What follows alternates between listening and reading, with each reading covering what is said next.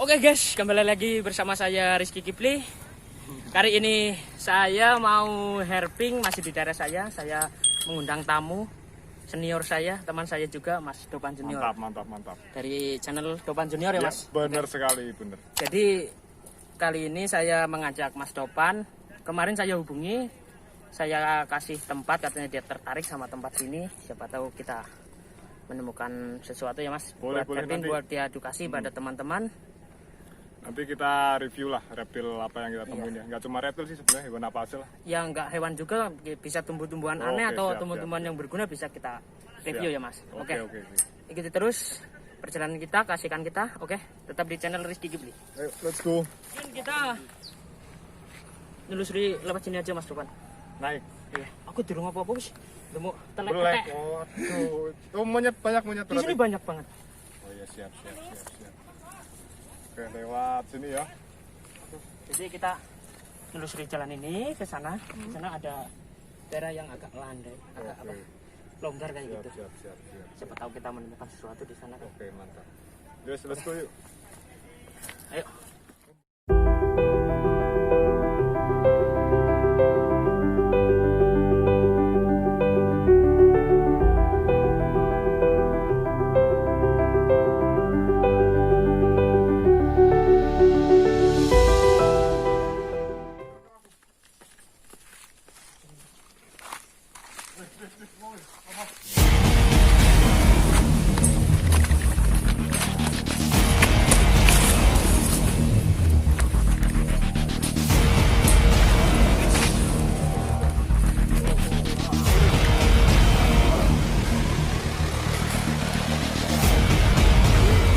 Kita nemu raja seputar ya.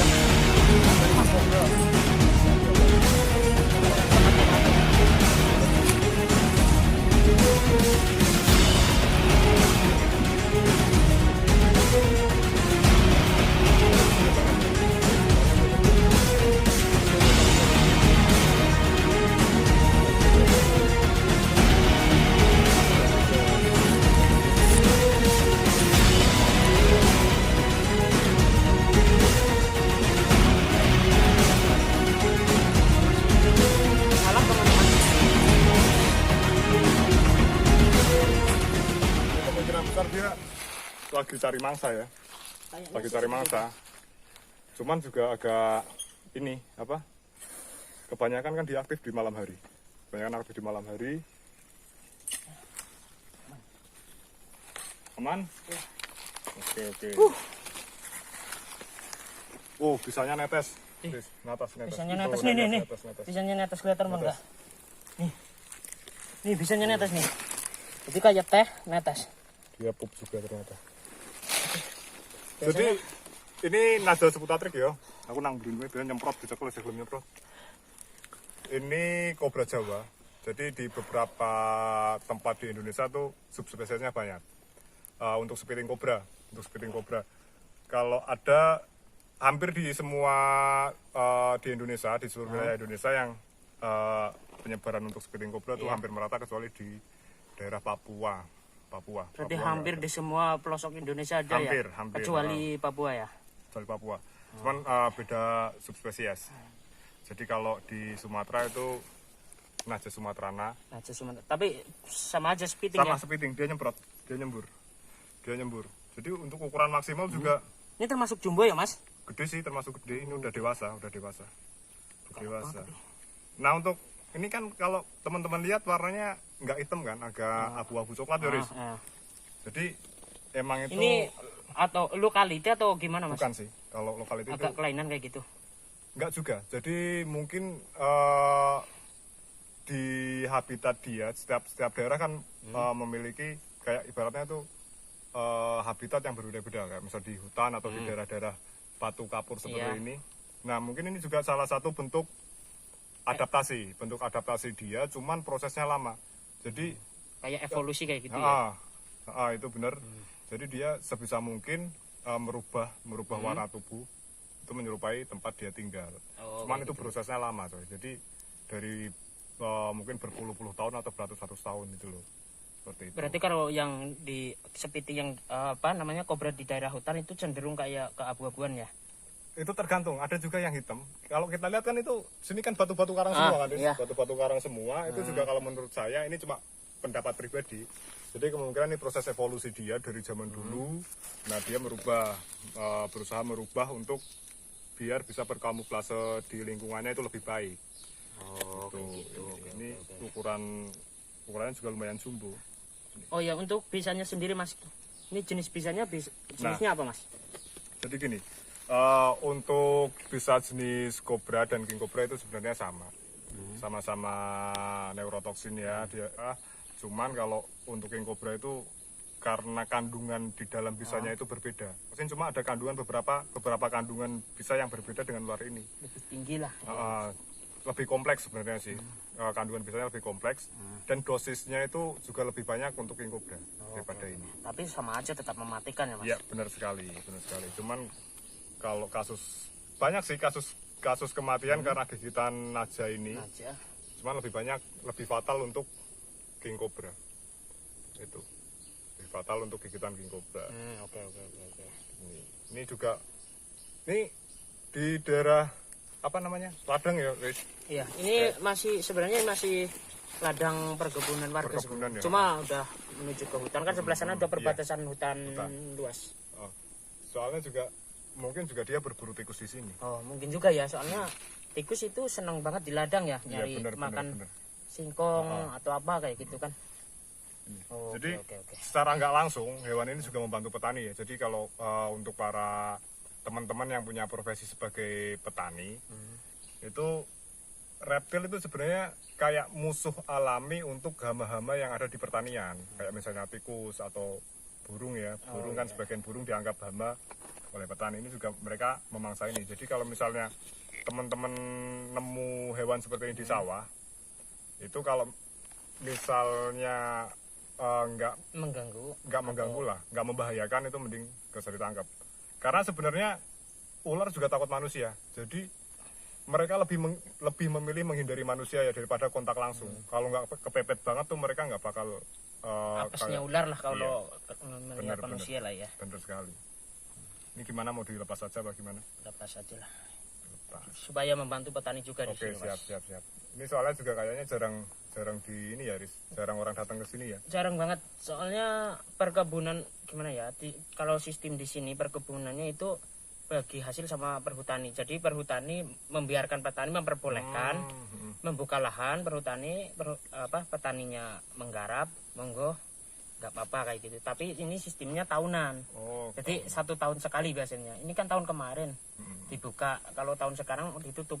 Jadi belum boleh digarap lagi kayak gitu. Iya, berarti ini tanah negara ya? Iya, ini tanah negara. Jadi belum dibuka lagi, insya Allah aman lah, soalnya belum ada warga membuka lahan sih. Siap.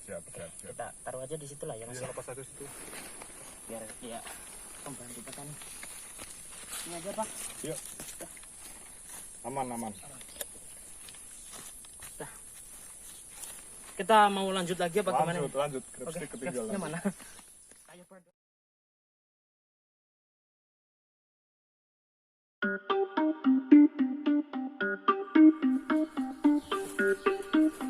Mas, saya mau menerangin sedikit tentang tumbuhan.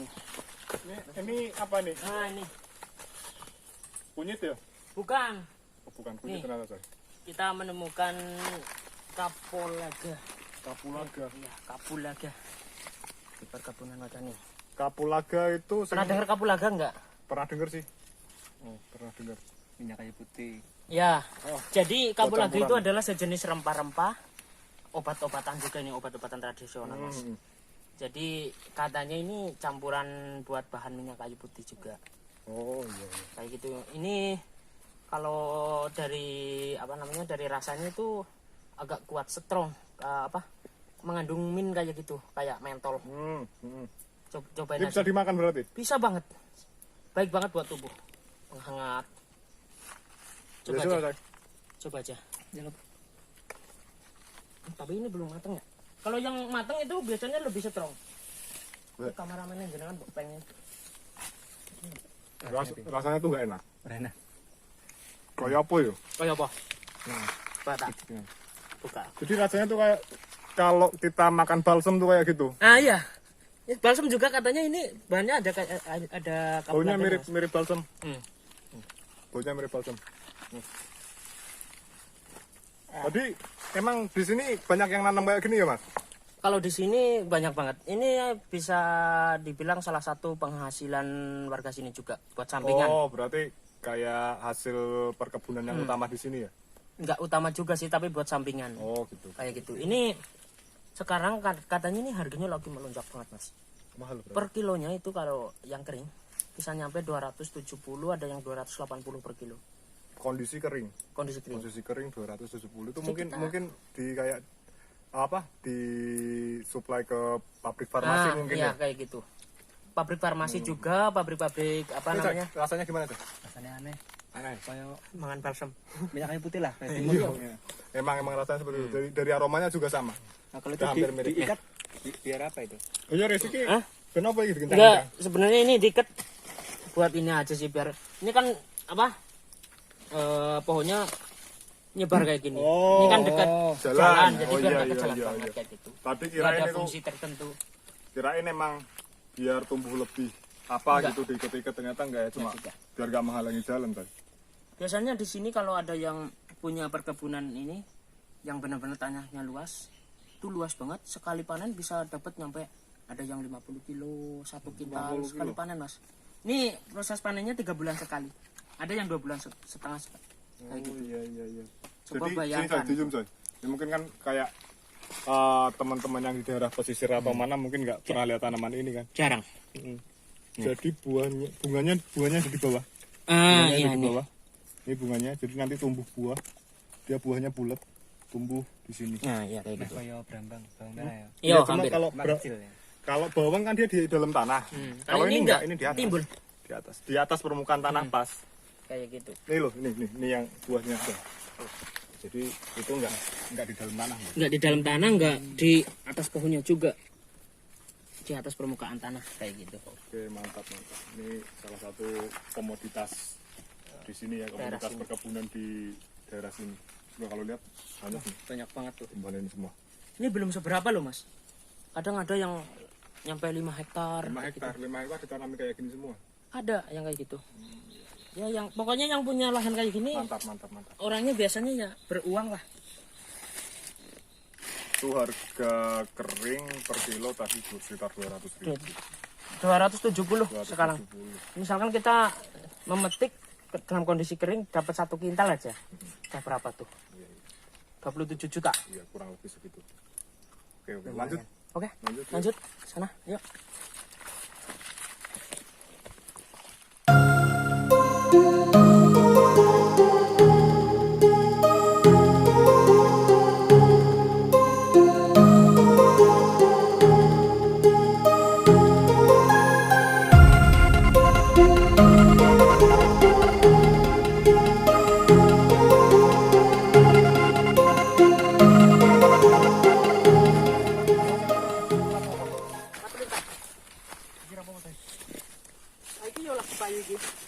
Ini ada batu unik tapi nggak tahu saya ini batu apa. Ini namanya batu lintang, Mas. Batu lintang. Kalau dari sini batu lintang. Kayak Nah, kocokan. Ini dibuat apa nih? ini sekarang katanya ini juga lagi laku. Lagi laku batu kayak gini. Iya, buat bahan marmer juga katanya ada yang bilang bahan kaca kayak gitu. Tapi sebenarnya untuk pengambilan ini termasuk Ilegal. kerusakan alam sebenarnya. Ya benar sih. Menurut saya itu tidak dianjurkan. Soalnya merusak alam. Kalau dilihat kita pecahin tuh teksturnya emang kayak Kayak kaca. lebih mirip kayak akrilik sih, bukan kaca. Ah, Kalau iya kaca, betul. Nih. Oke. Hampir mirip juga sama kayak menyan. Jadi kalau yang bukan kecil yang remuk ini itu kayak menyan teksturnya. Macam-macam sih bentuknya, ada yang hampir kayak lapisan kaca kayak gitu ada yang kayak menyan juga ada kayak gitu. Tajam tapi. Iya. Kirain tadi apa berlian mau tak bawa pulang. Biar kaya. Enak banget. Ayo, let's go. Ayo.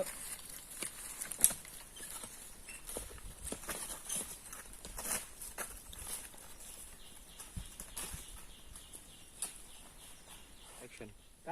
Oke Mas, udah capek ya, closing aja ya. Iya, siap. Oke. Oke, buat teman-teman, terima kasih udah mengikuti perjalanan kita hari ini. Berhubung kita udah jalan capek udah ada 2 jaman sebenarnya tadi ya Mas ya. Ada Cuma 2 kita jam ada. cut aja kayak gitu. Udah 2 jaman, udah berhubung udah capek, kita mau balik lagi aja kayak gitu. Oh ya, terima kasih buat teman-teman setia penonton Rizky Kipli. Oh ya, jangan lupa subscribe channelnya Mas Dopan Junior. Terima kasih. Di sana terima banyak kasih. konten-konten menarik, banyak konten-konten edukasi, banyak ilmunya juga kayak gitu. Oke, buat teman-teman teman-teman Rizky Kipli, jangan lupa like, komen, dan subscribe. Yo, Terima kasih. Salam reptiler, salam mulut sableng. Sampai jumpa.